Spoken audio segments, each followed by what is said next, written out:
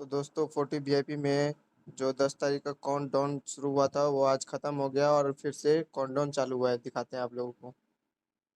देखिए अभी 22 घंटे बचे हैं और टैक्स का पेमेंट थोड़ा कम कर दिया है, लेकिन फिर से टैक्स मांगने का रीज़न वही है कि ये पैसा ऐंठ रहा है। तो आप लोग ऐसा सोच रहे होंगे कि ये पे करने के बाद सारा कुछ नॉर्मल हो जाएगा, तो इस भ्रम में नहीं रहिए दोस्तों। अब समझिए कि अब आपका सारा पैसा डूब गया। तो फिर से आप 40 वीआईपी में कोई भी टैक्स पे मत करिएगा और वेट करते रहिए। देखिए क्या अपडेट आता है, या तो ऐप बंद हो जाएगा या तो आपसे या तो ये पूरी तरह से सही कर देगा या तो ऐप ही पूरा बंद हो जाएगा। और बार बार इस तरह का काउंटडाउन आना, इसका मतलब ये पूरी तरह से स्कैम हो रहा है।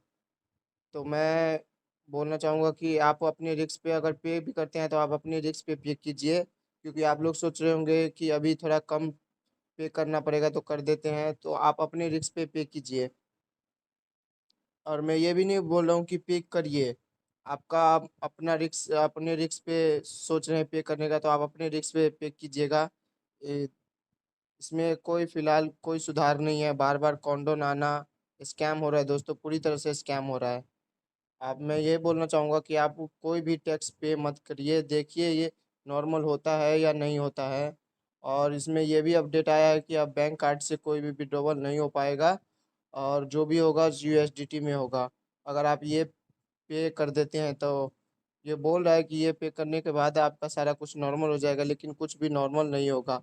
फिर से काउंटडाउन आने का मतलब सीधी सीधी बात है कि स्कैम हो रहा है। 40 वीआईपी बैन हो गया इंडिया में। अब ये अब इसमें कोई चारा नहीं है, सारा सबका पैसा डूब गया। अगर कोई भी अपडेट आता है तो मैं आपको इसी चैनल पे बताऊंगा।